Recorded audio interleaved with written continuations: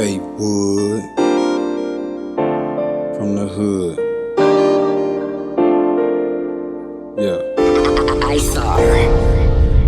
Yeah. My mama told me stay out these streets because I'm gifted. Yo, A Wood from the hood. This is from the hood and we back. Yeah, that's how I'm gonna do it. We back. Nah, we gonna jump into this shit for real though. Super Bowl halftime show. Super Bowl 59 halftime show.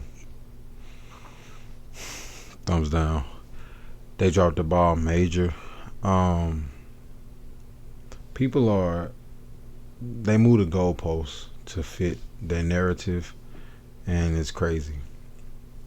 People want to bring up that the Super Bowl was in New Orleans in 2013 and Lil Wayne didn't perform. They didn't listen perform, and that's okay. My only rebuttal to that is when the Super Bowl was just in LA, you had Dr. Dre, you had Snoop Dogg, and of course they bought out who they bought out, but they were like the main attractions, and they're LA to the core. So I don't see why that should be a rebuttal to people's argument for Lil Wayne to perform at the Super Bowl. Super Bowl 59, Sinola. Who's more New Orleans than Lil Wayne? And think about the type of performance they could put on that represents the city of New Orleans, and they could put on a show for the ages, I believe. Another argument that I was seeing, the Super Bowl is a global event. Kendrick Lamar is the biggest hip hop artist in the world right now, globally, and say what you want to say. That's one of the reasons why they chose him. They did right choosing him. I don't like that argument either. He's the biggest artist in the world because of a song and a feature. I mean, Sexy Red was the biggest artist last year. She didn't perform at the Super Bowl. Usher did. I mean, look, it could be some behind the scenes going on. It could be some animosity. It could be some type of weird stuff going on behind the scenes. But the stars aligned, and the NFL dropped the ball with this one. It's a majority of the opinion. Now, will fans and media like pressure the NFL to maybe change their decision? I don't think so. I think a lot goes into the preparation for the announcement and everything, and I think they're gonna go through with it. It's not until February anyway. I'm pretty sure they'll feel like it'll blow over, but I mean, I'm not really a big fan of it. I mean, I'm not gonna say that I'm a Kendrick Lamar hater. I mean, he got some good songs, got some great songs. Just not a fan of his music and his music style.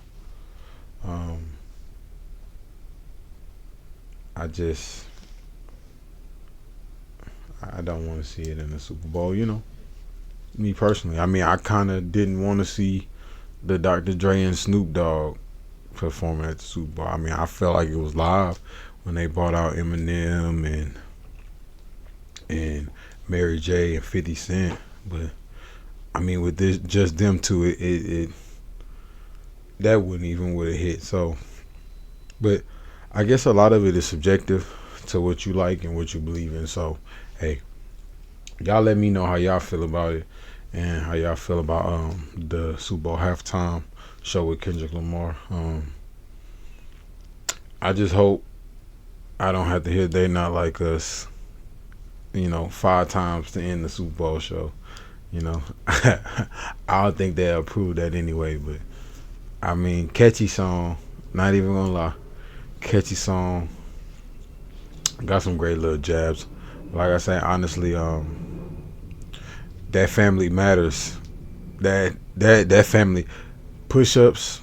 You could say that they not like us is better than push-ups, but family matters. I mean, I didn't even want to hear nothing. I didn't even want to hear nothing that Kendrick Lamar had to say after that. Oh boy, Guapo. Not a fan of the halftime show. May or may not watch it. Most likely for content purposes. I probably end up watching it because, I mean, it's gonna be during the Super Bowl and probably gonna be at a whole function party. So I'm gonna see it, critique it. It is what it is. Moving through with the NFL. So big news over the weekend.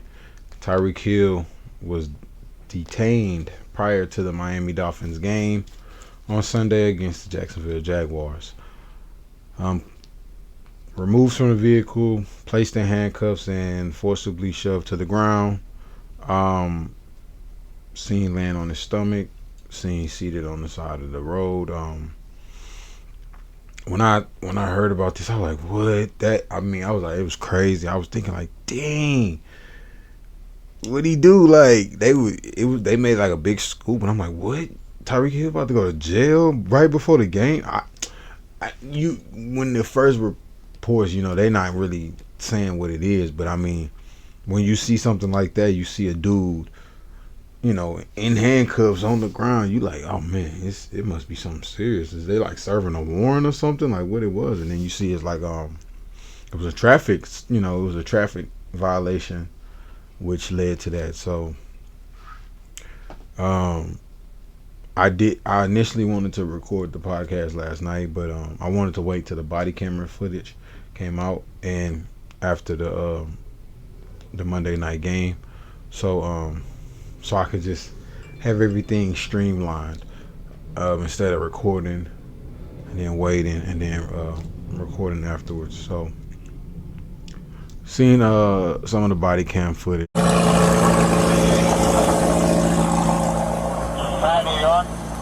don't you have your seatbelt on? Why don't you have your seatbelt on? Like what? Why do you have it on?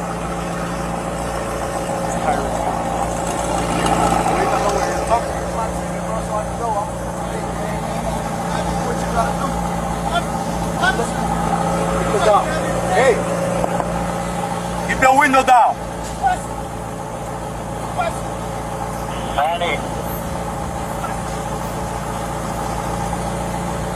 Hey, keep your window down.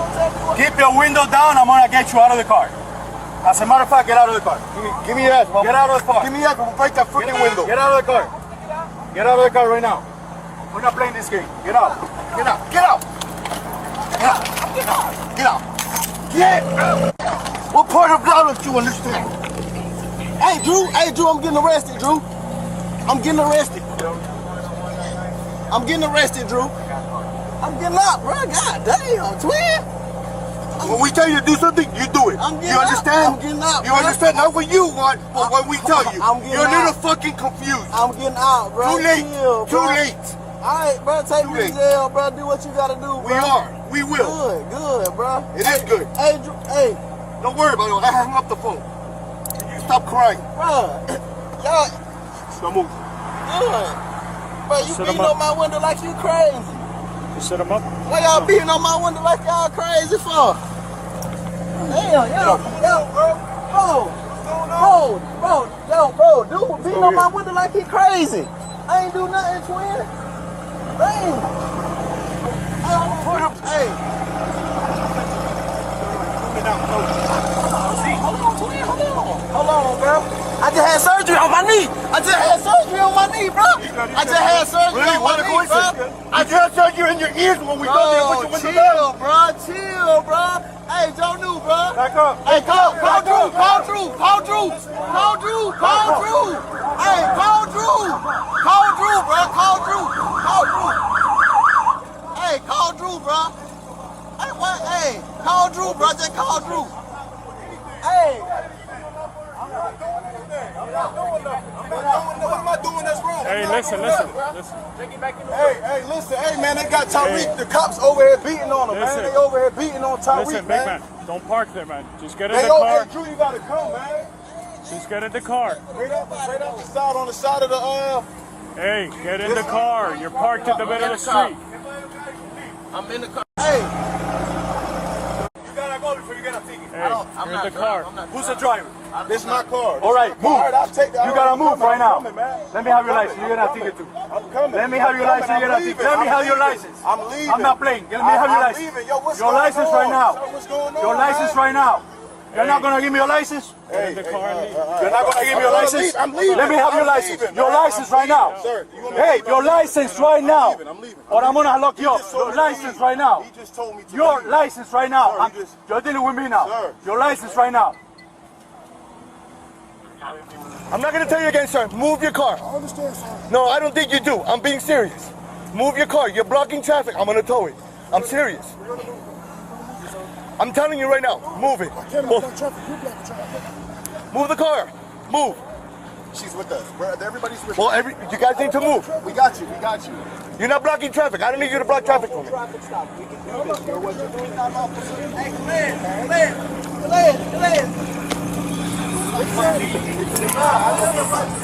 I'm not gonna tell you again to leave. I'm gonna give you one more time. If you don't leave, I'm gonna take you to jail. For me to stay here. Listen, if you listen to me. Can you talk to me, sir? It's illegal for me to stay here. Listen. I'm giving you an order. One more time. One more time. I'm giving you an order to get out of here. Over here. I'll be right here. Hey, put me down right here. Right there. Get down. Listen to me. Okay. Put your hands behind your back. You didn't That's it. I told you, leave. Listen to me. I'm about to leave. Nope, too late. I'm about to leave. I'm about to go to the car. Nope, too late. I told you. I told you, leave. Sit right here. As a matter of fact, sit right here. I don't want you to sit in the seat. Sit down. Okay. Sit down. I gotta sit down? Yes, you gotta sit down. Hold on. How come he getting locked up? What? What, bro?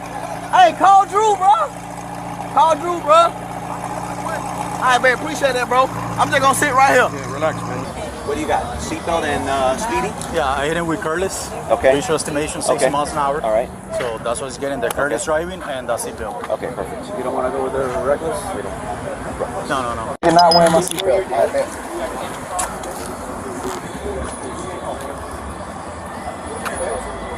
Hey, I'll see y'all in the parking lot. All right.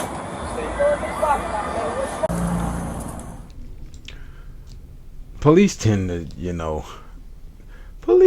to do more escalating than de-escalating. Look, I know we all human.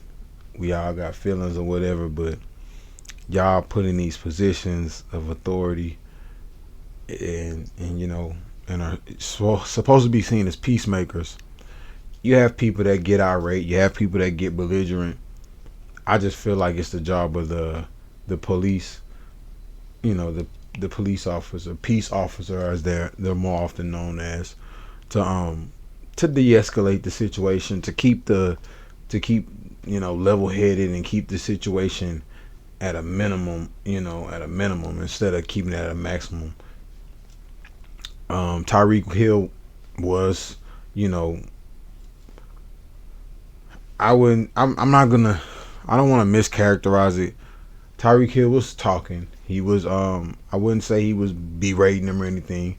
Tyreek Hill was talking. He was kind of, being loud, but they were on the side of a roadway, a pretty busy roadway, a lot of things going on. So they show Calais Campbell, him pulling up to the incident, then of course him getting detained as well.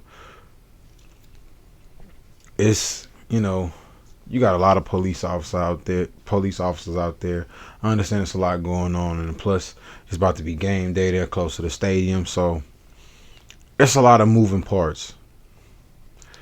Y'all police are tasked with having to be the most level-headed and really calm and direct people in a situation, especially in a chaotic situation.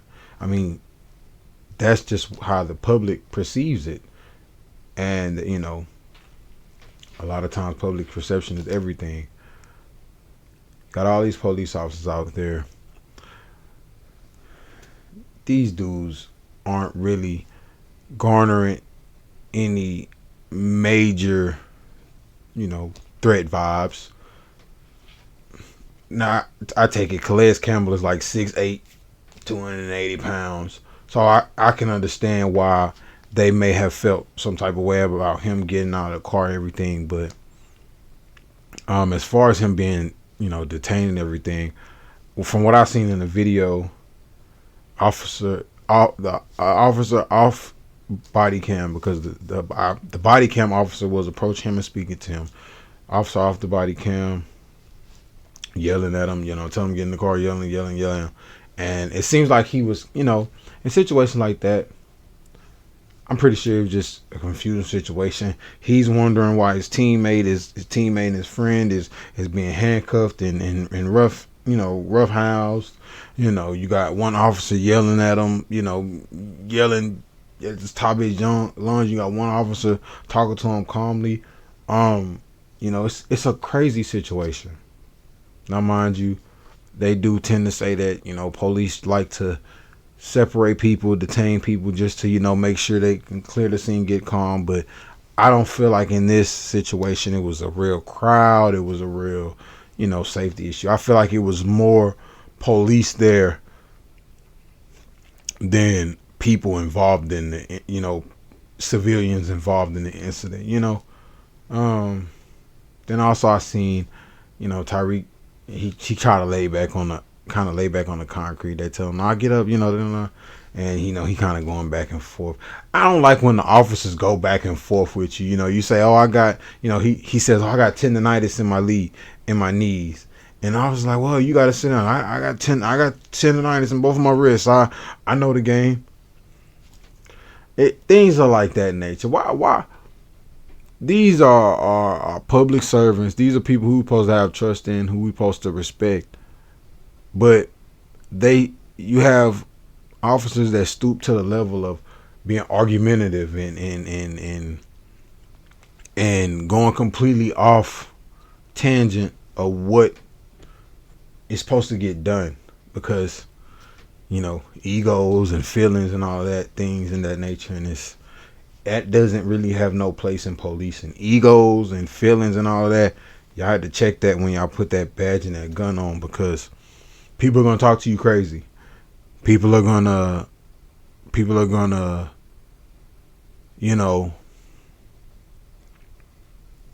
not respect you. I mean, it's just a part of the society that we live in now. But in order to try to mend those relationships, I do feel like it takes more action on the side of the police and the peace officers than it does on the civilians, because as a peace officer going into these situations, you almost always know the why and the how, why you pulling them over, and how the situation can go. Y'all in control. You pull somebody over and you're in control of the situation, especially once you got handcuffs on. So I won't say Tyreek Hill doesn't have any fault in it, because the traffic violation in itself, if he committed the traffic violation, it warranted the traffic stop, and that was lawful. But all of the extra that came with it, it's no need for that in policing. And that's why I'm glad he kind of took to his platform to elaborate on that and speak on that, to say, I'm Tyreek Hill. Imagine if I wasn't Tyreek Hill, or imagine if I was just a regular normal person. So it's crazy to see. But yeah, Tyreek Hill, was detained prior to the Miami Dolphins game. Still was I was cited on scene and released. Made the game. Had a great game. Scored a deep touchdown. I think about an 80-yard touchdown. Of course, used that celebration time after you score to kind of reenact the whole situation and make light of it. It's good that it could end that way. I mean, the situation isn't over by any means, but as far as like his day being through, as far as his day and things of that nature, just good to know that they didn't take him to jail. They didn't want to try to book him and put him in holding for a couple hours, make him miss the game and all that, just to prove a point. So, but action still need to be taken because it definitely went worse than it should have went. So, most likely in the next episode, we'll have more on what's going on. But the only thing that we know of now is that there was one officer placed on administrative duty, and they're saying that it's an open investigation, so they're really not commenting on it and giving too much info out. But obviously in the coming days we'll get more answers. So hopefully Tyreek Hill is doing good mentally, and also Calais Campbell, he was also detained, put in handcuffs, told he had to, be on his knees on the side of the road and things of that nature. So it's going to be some, the situation isn't over. Let's just say that it's not over. The day was over and it ended well for both of the the Dolphins team players that were involved, but the situation is far from over overall. So Monday Night Football was yesterday, of course. Jets 49ers cruise to victory, and the big headline of the night was the undrafted free agent and whether he knew he was going to start on Friday or not. The media, these media people, to get their story, it's their life, it's their livelihood and all that. But boy, they will crucify you and do you dirty, because dude went for 28 carries, 147 yards and a touchdown.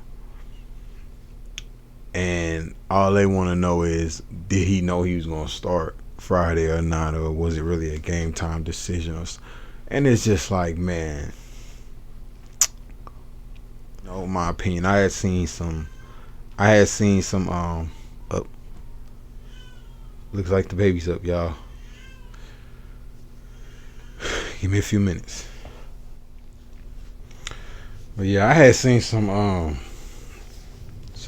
different reports about the reasoning behind, like, the motivation for the question and all that, or why they were inquiring to when he knew he was going to start and things of that nature. But yeah, they kind of was overshadowing a great game. They did a lot to try to overshadow this former undrafted free agent. It's a great game. Sad. Media crucify you though. That's why you got players that dodge the media. You got players that play with the media. So yeah, shout out Jordan Mason, undrafted free agent out of Georgia Tech a couple years back. Been with the 49ers. Good to know you got your shine. You got to do your thing yesterday. Hey, hopefully that's the precursor to a great career moving forward. So shout out you, Jordan Mason. Other takeaways from the night, 49ers run game looked great. The offensive line gave up 3 sacks, but I won't say that was the offensive line. It's more of a Brock Purdy issue.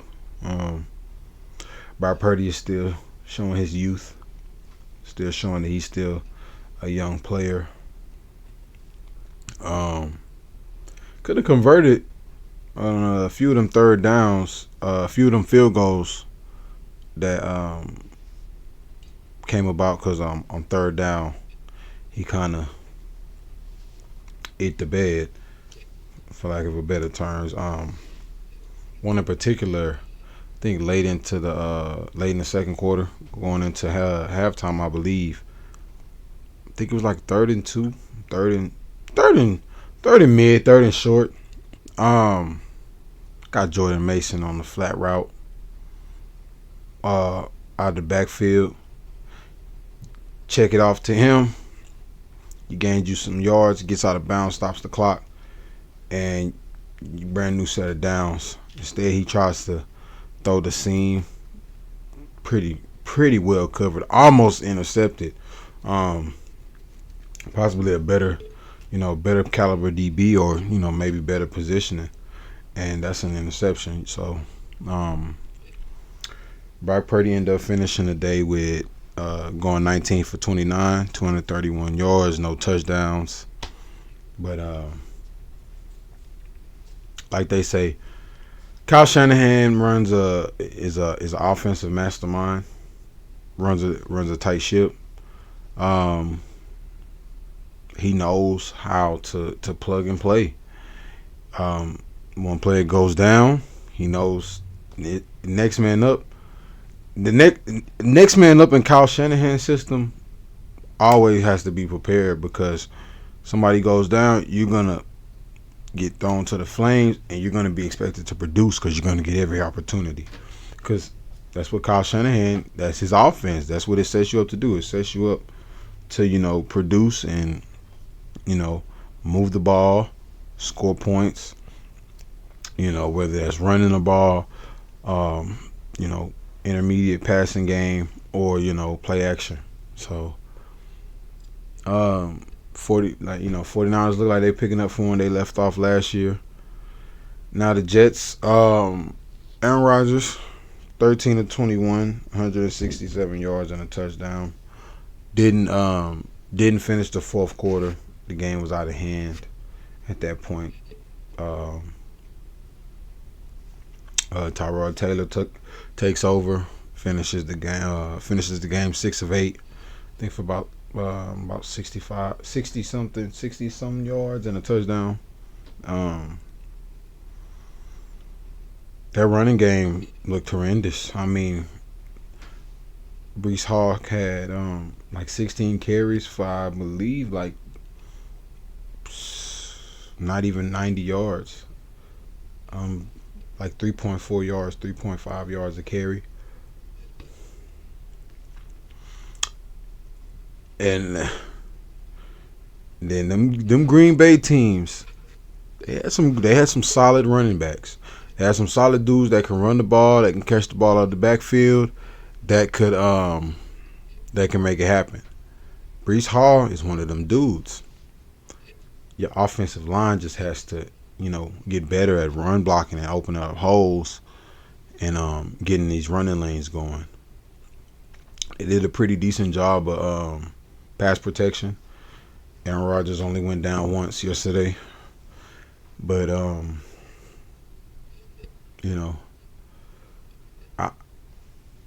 other than the fact that, Aaron Rodgers didn't have 200 yards passing, I mean, he only had 13 completions.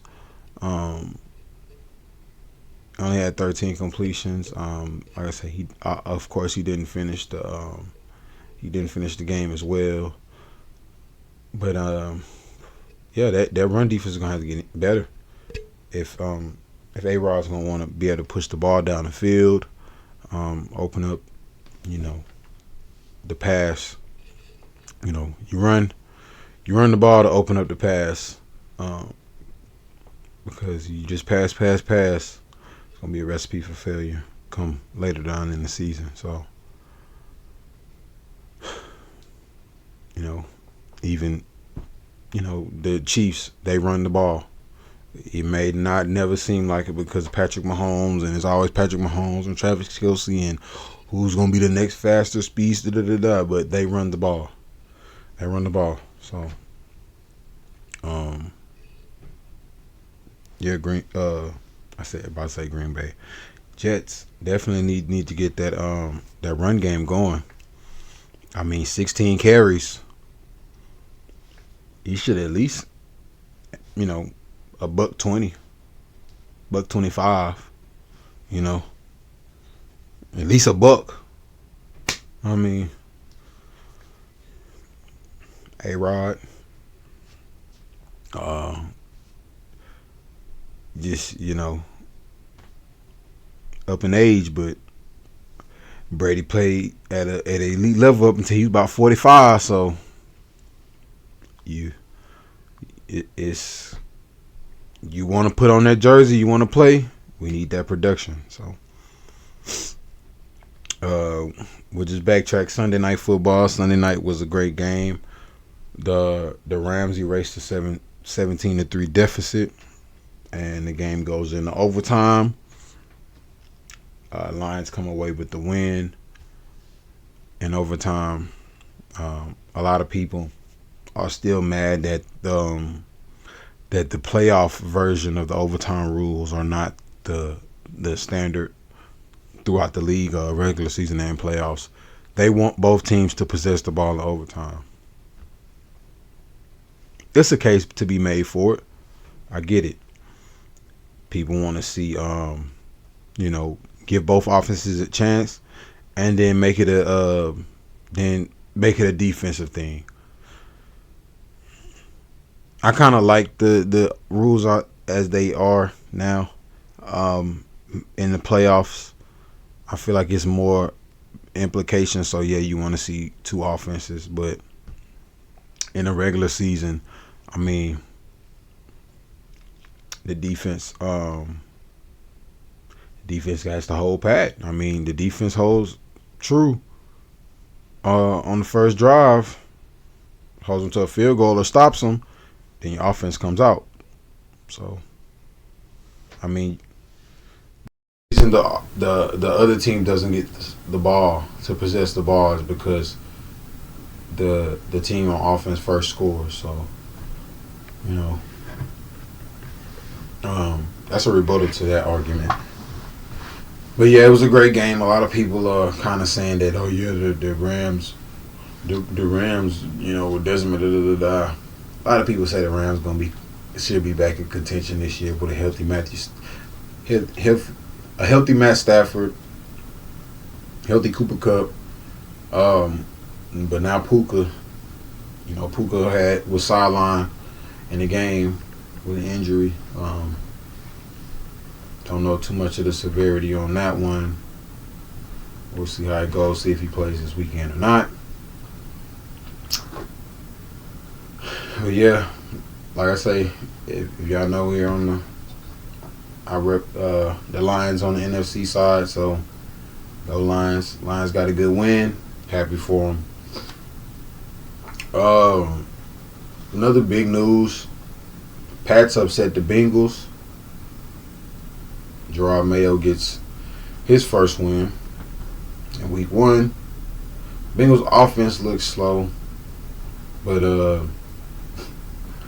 Bengals usually don't pick up until week 3, week 4, week 5. So we don't usually worry about the Bengals until about week 8 or 9. Then we'll say, we'll see how they're going. It's just been their kind of trajectory since they gotten Joe Burrow. So we'll see. But it was considered an upset. But barring injury, Bengals should be good going forward. So I have no issues with that. Jamar Chase, I was vouching for you an episode or 2 ago. I was vouching for you, so I need you to turn up the rest of these games because you was looking kind of sluggish. Meanwhile, Justin Jefferson, picked up where he left off. So Steelers beat the Falcons and they scored 1 touchdown. The Steelers beat the Falcons and didn't score 1 touchdown.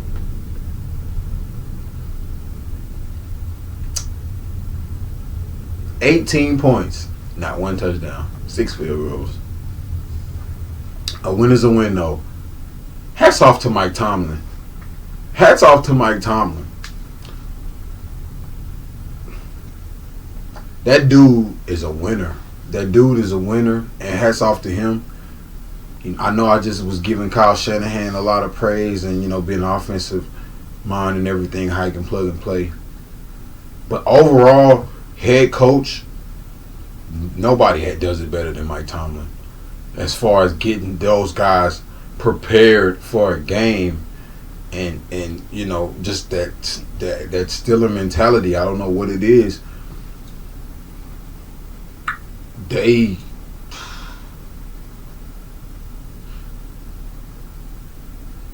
It might be a little early to make a comparison, but as good as the Steelers defense been over these past couple of years, this might could be a 2000s Ravens deal this year. So be on the lookout for those Steelers. The offense doing just enough, throughout the season, but the defense, defense and special teams being tremendous, borderline historic. So. But yeah, that was crazy. 6 field goals, and they won. They won the game. New contracts that happened over this weekend. We got Dak Prescott becoming the highest paid NFL player in history. Got a 4-year deal. Got a 4-year extension worth $240 million, $231 guaranteed. Giving them an average about $60 million a year for the next 4 years. Clearing Trevor Lawrence by a cool 5 M's. He plays for the most valuable sports franchise in the world. Not football, sports. So bring that bank. Bring out that checkbook. Because if he wasn't going to do it, somebody else would. Nine times out of 10, somebody always does. Like I use this example like Kirk Cousins. They're gonna. It doesn't matter. Some teams, it doesn't matter about your playoffs, about winning. None of that. It's strictly on how you are as a player. So remember that.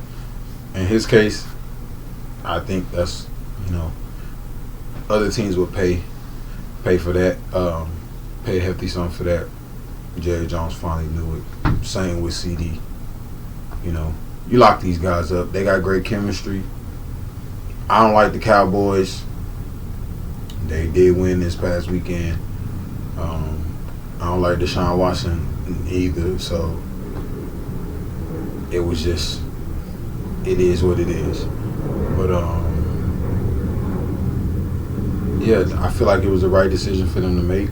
Lock Dak Prescott up, and he just seems like the only quarterback in the league right now that's built to deal with this, because he's been dealing with it. He's been dealing with it since he was a rookie. It's not like he sat behind anybody, had to wait, came in, did his thing. He's been dealing with it since day one. So it'll be nice to see,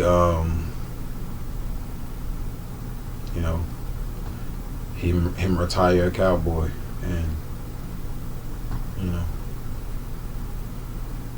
Jalen Ramsey becomes the highest paid defensive back in the league again. I was just talking about him in my last.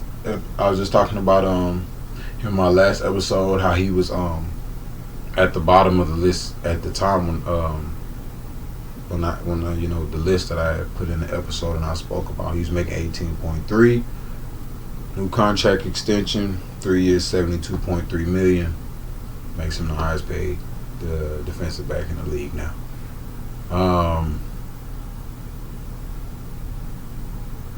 Looked so fucking dumb on that Brian Thomas Jr. touchdown yesterday. It was crazy. we about to get on our dynasty after I record. I was telling him when he sent it to me, I was like, bruh, on CFB that's a pick. On Madden that's a pick 6. But it is what it is. Like I say, we just speak from a fan and former player and an analytic standpoint. I don't know what the hell he's seen in the moment, but from what I seen, it looked like he should have picked that ball off. I mean, but shout out Brian Thomas Jr. made a great play, and the Dolphins won the game anyway. So when I'm talking about scores and winning, let's talk about my picks record. So I went 8-8 on picks. Woohoo! I went 8-8 on my picks last week. I picked the Ravens. They lost.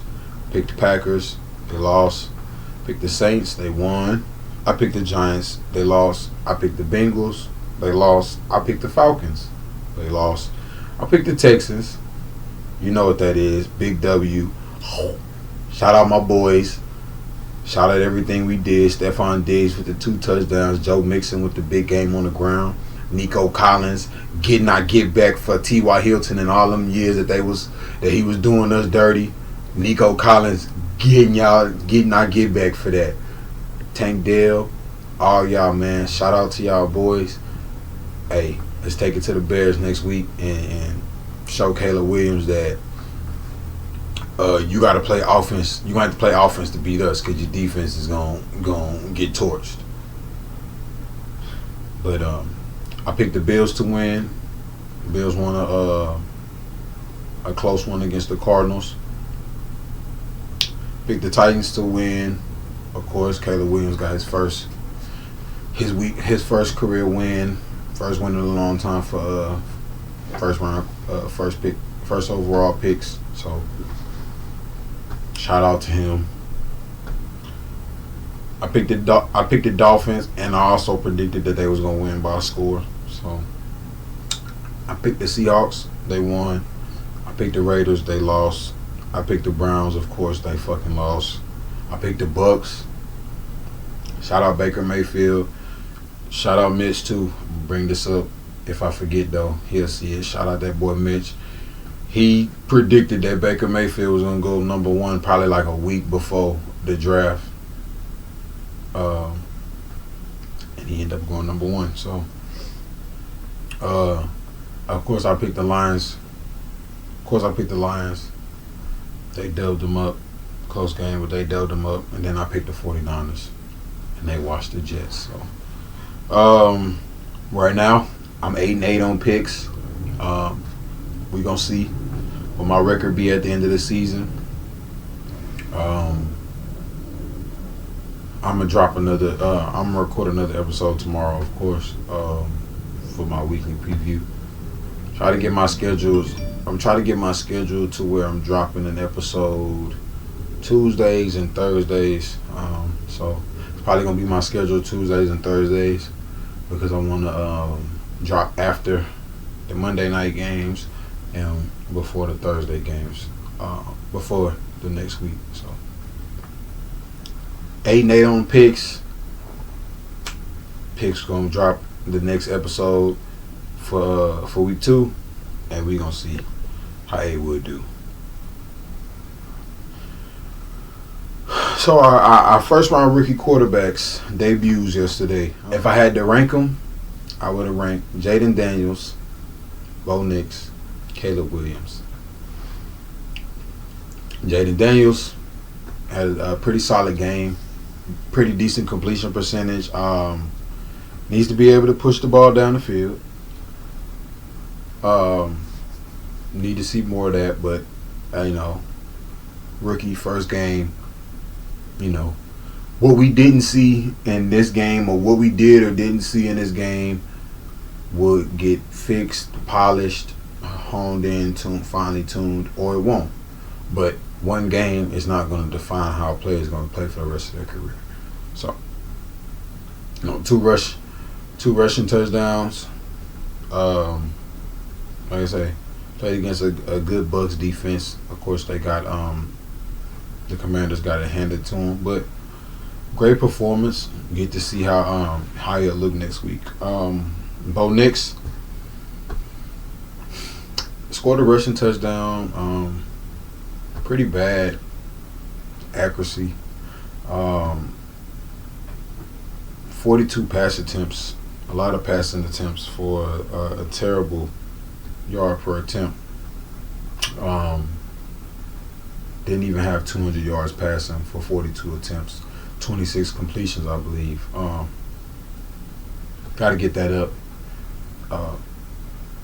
Sean Payton wants to run that offense. He wants a Drew Brees as quarterback to run that offense. Bo Nix is going to have to understand, take what the defense gives you. Short and immediate throws. You push the ball downfield whenever they give it to you. But for the most part, hit your running back, hit your tight end, you hit your slants, your quick outs, your digs, and then you work from there. He does that, he'll be successful. I mean, he probably one of the greatest college quarterbacks, statistically. He's as a translator. A lot of people saying he was kind of maybe the most pro-ready.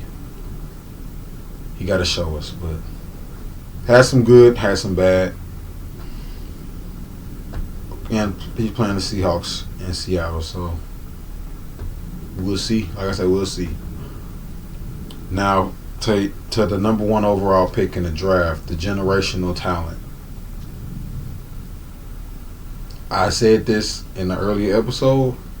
Yeah, those spin that spin out and that rolling out and thinking you gonna complete a deep. Dude, you see some of them plays. You think you do that spin out and somebody right in your face. They right in your face. They're way faster. These dudes, they have families to feed. They got points to prove. They got contracts to earn. And on top of that, they got egos. So, I said all that hoo-ha and rah-rah wasn't going to work.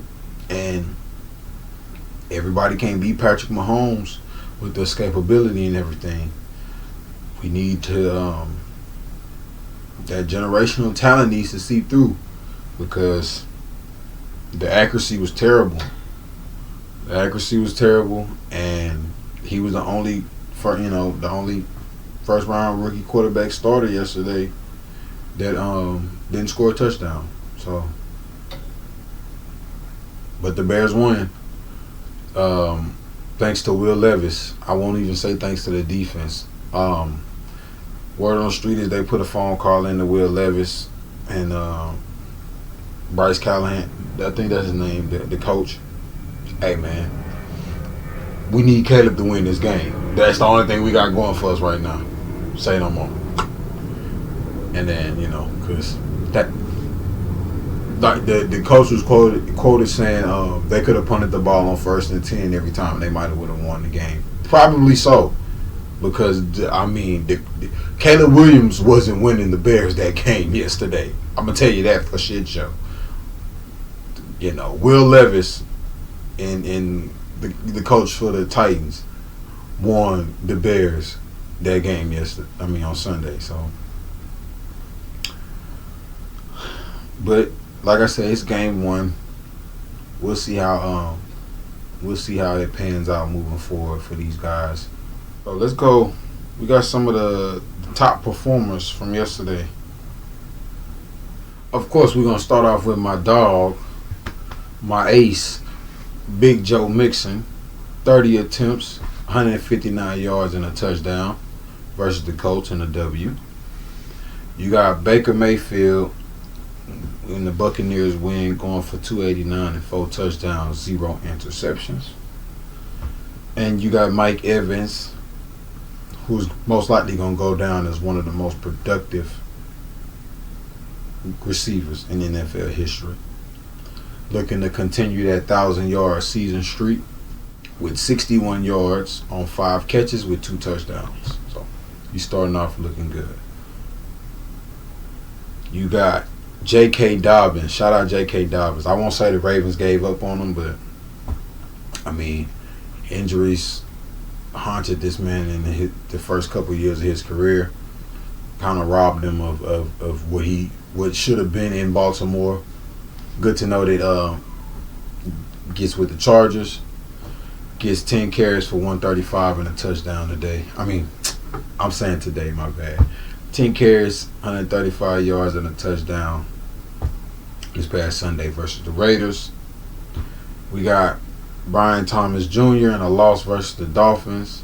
The rookie getting 4 catches, 47 yards, and that touchdown I talked about earlier with Jalen Ramsey. When Jalen Ramsey was playing defense. You got Stephon Diggs, another one of my guys, another one of my aces, man. With 6 catches for 33 yards and 2 receiving touchdowns in his Texans debut. Shout out Stephon Diggs, man. Played great. Definitely can't wait to see what we're gonna do this year, man. So anxious. You got Tony Pollard in a Titans uniform. First game away from the Cowboys versus the Bears in a loss. Has 16 attempts, 82 yards, and a touchdown. Pretty decent. Sam Darnold.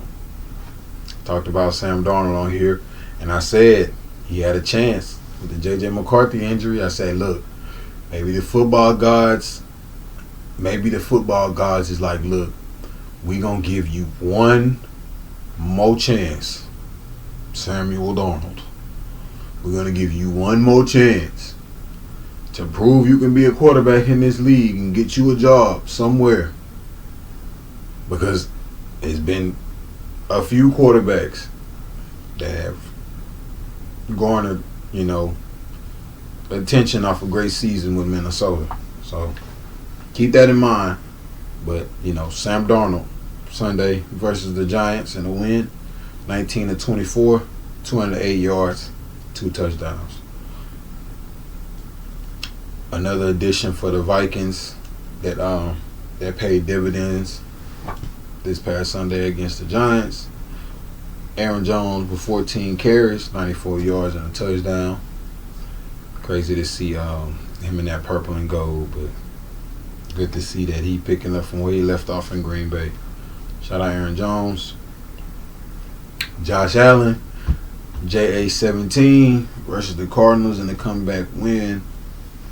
18 for 23, 271 yards and 4 total touchdowns. So, pretty decent day for him. Bills got the win. And then Ramondre Stevenson, who helped the Pats upset the Bengals. And Bill Belichick, one of Bill Belichick's one of his last picks that he was real high on. And seems like that's really, it's really paying dividends as far as, in the future, because against the Bengals, 29 attempts, 126 total yards, 1 touchdown. So, those are some top performers. Shout out Bleacher Report Gridiron for that list, by the way. When we're talking about top performers, we talked about the rookie quarterbacks. Let's talk about the rookie wide receivers. So we got the rookie wide receivers, the first round picks. We're gonna start off with Marvin Harrison Jr. He had 1 catch for 4 yards. Biggest news on him for the night. Wide open on the last play of the Cardinals game. It's a picture, it's a graphic that shows he was so wide open, and it shows Kyler Murray in the pocket. What the fuck was he looking at? Because god damn, Marvin Harrison Jr. was so wide open, it was crazy. And he was open, like, literally. But hey, I'm not no professional football player, so what do I know? 1 catch for 4 yards for Marvin Harrison Jr. Number 6 pick Malik Neighbors in a loss versus the Vikings. 5 catches for 66 yards. Pretty decent. You got Roma Dunze in a win against the Titans. Of course, plays for the Bears. 1 catch for 11 yards. I mean, he is playing behind Keenan Allen and DJ Moore, so we'll see how that possibly unfolds later in the season. You got Brian Thomas Jr. Of course, we shouted out his stats with the top performers, but in a loss to the Dolphins, 4 catches, 47 yards, and a touchdown.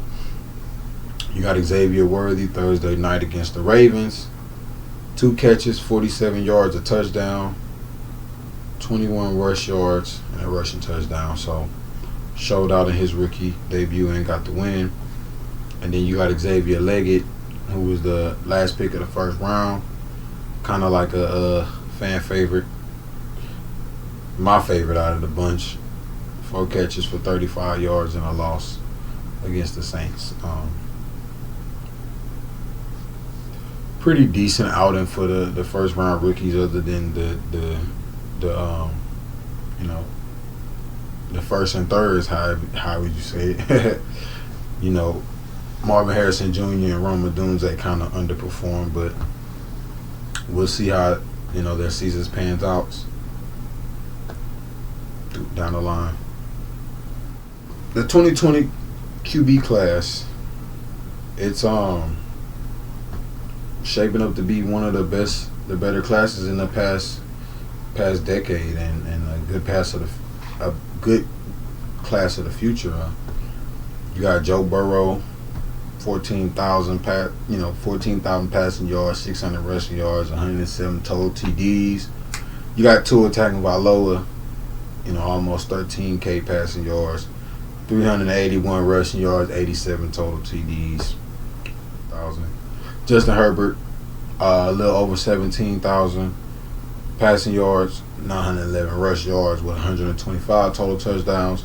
And then you got Jalen Hurts, which has the least passing with almost 12,000 passing yards, but has over 2,500 rushing yards and 108 total TDs.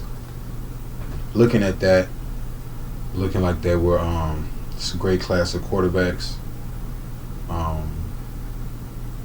Definitely great picks for all of their teams, and all of them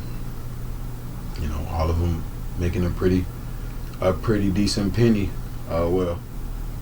So now this has been a few years. Like I told y'all, I don't really like Deshaun Watson like that. It's just a Texans thing. I'm beefed up about it. Sorry, but the Watson versus Baker, as far as in terms of the Cleveland Browns, the Browns lost. They lost. This dude was either going to Atlanta or most likely was going to sign with the Saints. And y'all swooped in and y'all offered him all of this money. Y'all gave, and y'all, the 11th hour, y'all snooped him right from, plucked him right from, the NFC South script and brought him to the AFC North. Threw Baker to the Wolves. Kind of, I wouldn't say trash this man's career, but, number 1 overall pick and all of this bad stigma on his name. Fast forward now. Signed an extension with the Bucks. Won a playoff game with the Bucks.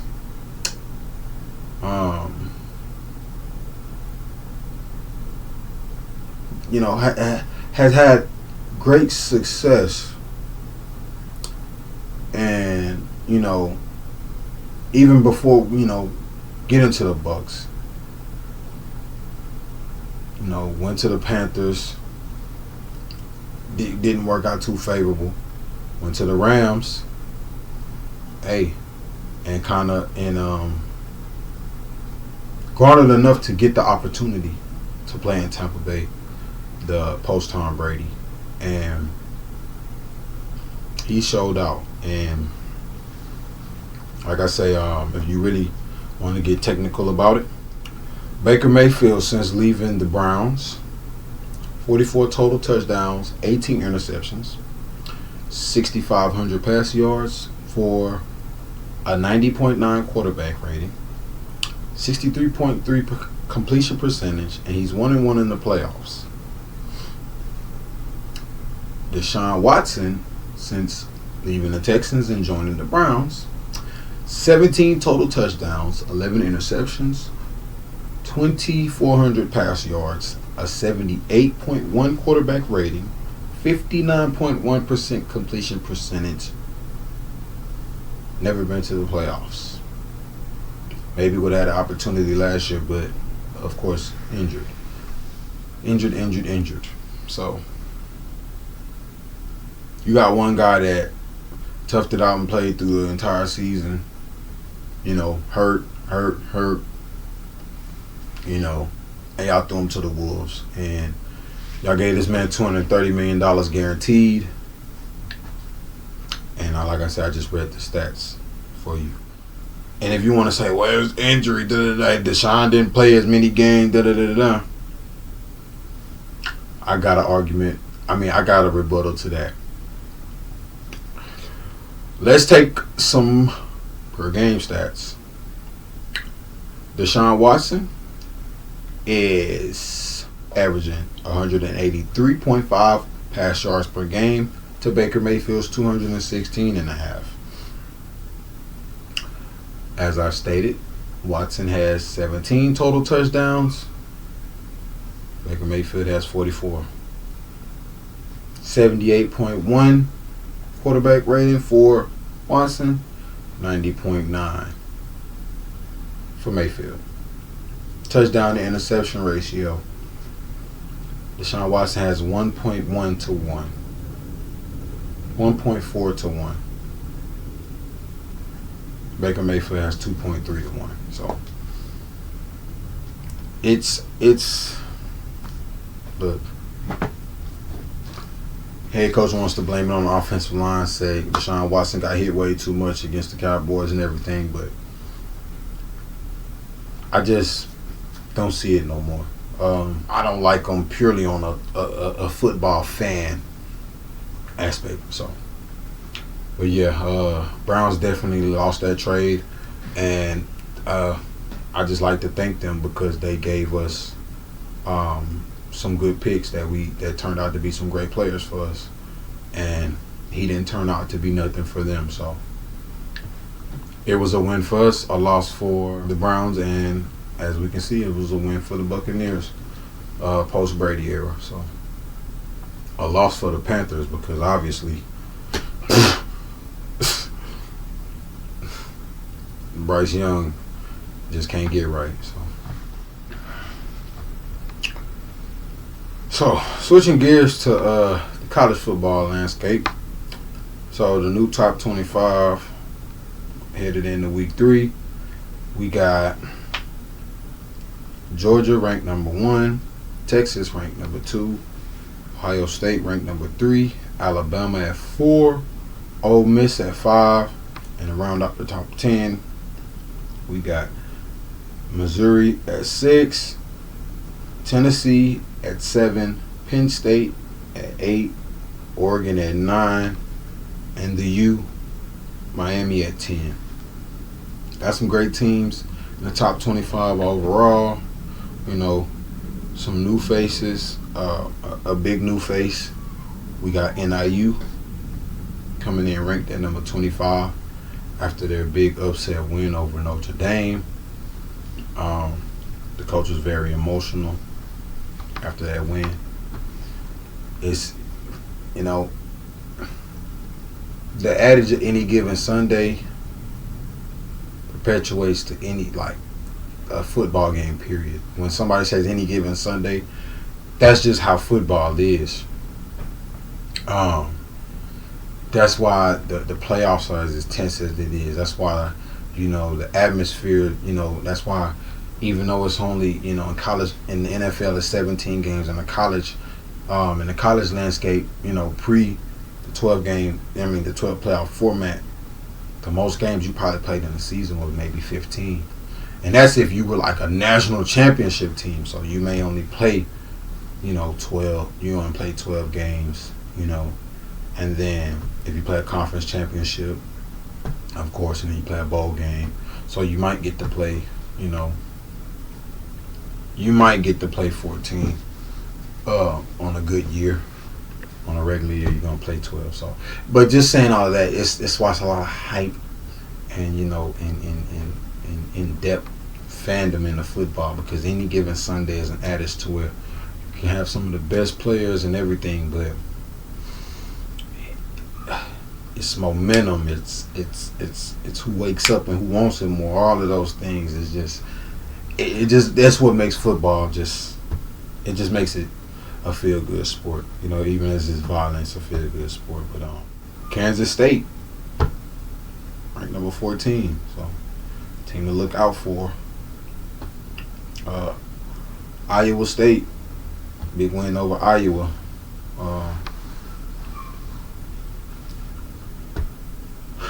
This past week. Yeah. SEC is dominating the top 25. From what I can see out, 1, 2, 3, 4, 5, 6, 7, 8 SEC teams in the top 25. So yeah, safe to say the SEC is the best conference once again. Texas beat Michigan in Ann Arbor. Quinn Ewers in back-to-back years beat back-to-back great teams on their home turf. Last year it was Alabama and Tuscaloosa, and this year it's Michigan and Ann Arbor. Almost 250 yards and 3 tuds. They really can't run the football, but who needs to run the football when your quarterback is playing great?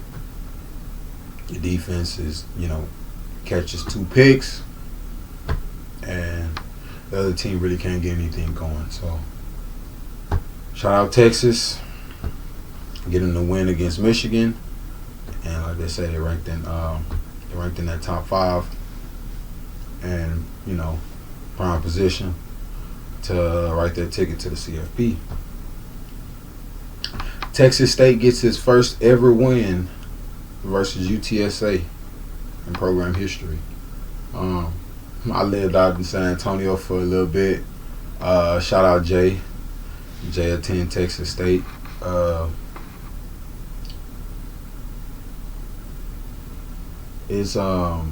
was talking about this with Mitch, and he was telling me about it. I was like, bro, the craziest thing about it is Texas State has been coming up like the past 3-4 years. Like, they had their first winning season. I think it went from like their first winning season to their first bowl eligible season. In their first bowl, I think they got all that in 1 year. So yeah, Texas State is coming up.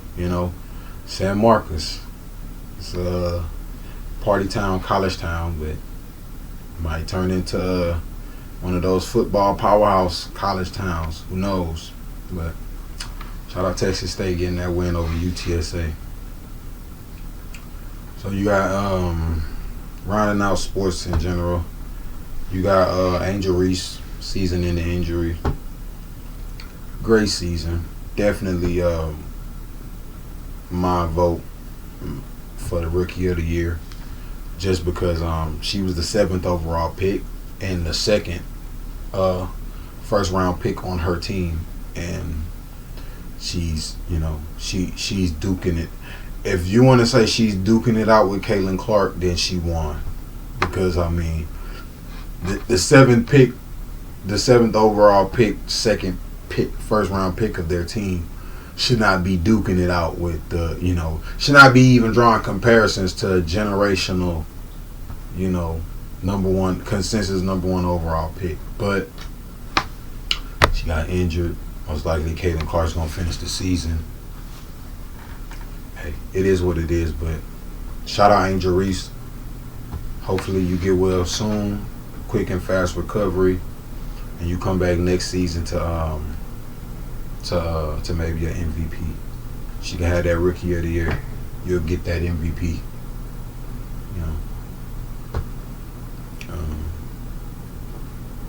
Had that Auburn running back commit from that Alabama town, scored like 10 touchdowns in the game, broke a state record and everything, and they lost. I think like 78-80 or something like that. Some crazy ass wild score, but it's crazy to think like 10 touchdowns, like the most I've ever scored in a football game is one. Never had a multi-touchdown game. Don't even think I've never even close to having a multi-touchdown game, to be honest. But to score 10 touchdowns in one game is an immaculate feat. The way kids are, I know in my day, if I would have went to a school where I scored 10 touchdowns, I think I would have got more jokes cracked on me than anything, because that's just how kids were. They gonna crack their jokes. They gonna yeah, you might have scored 10 touchdowns, but y'all still lost, y'all did.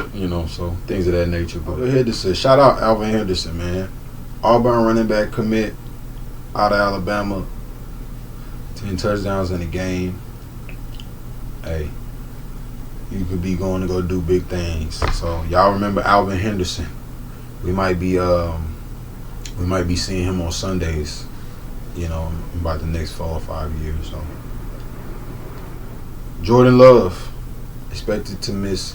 I've seen timetables say anywhere between 2 to 6 weeks. I've seen some say 2 to 4. I've seen some say 3 to 6. So I'm gonna say Jordan Love expected to miss anywhere between 2 to 6 weeks with a sprained MCL. Went down in the final seconds of the Eagles-Packers game on Friday in Brazil. Looked kind of, with lower leg injuries, you never can understand, because something that can look as simple as somebody, getting a stinger in their calf is them tearing their Achilles. So hope he comes back as quick as he can, comes back as healthy as he can, and played a decent game Friday. They were in position to potentially win. Down 5.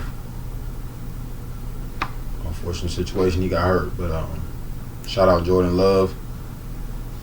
You're gonna come back. You're gonna do great. Hey, I got somebody I want y'all to meet.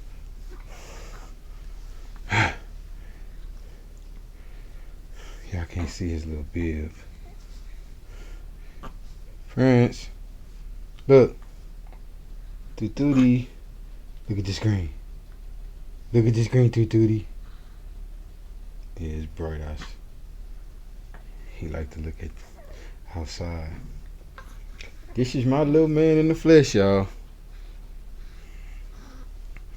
Y'all done seen the pictures. Little man just made 2 months yesterday.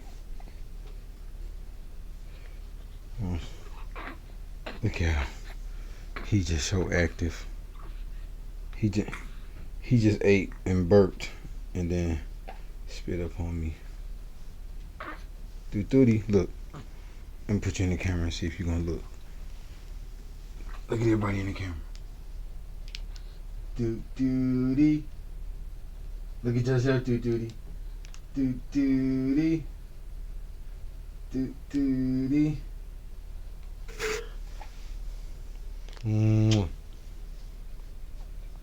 Give me these little dimples.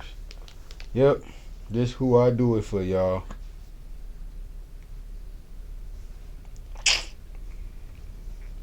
Tell them bye, Prince.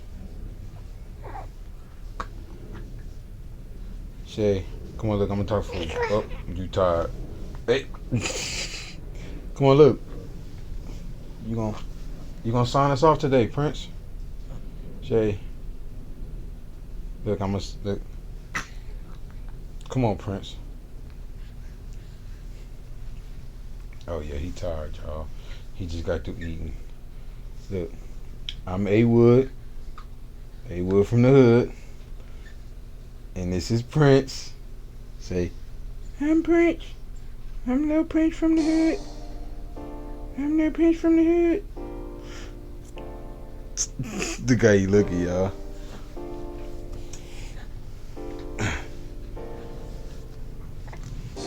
He having the time of his life right now. All right. I'm A Wood. This is Prince. Yeah. I saw her. Out.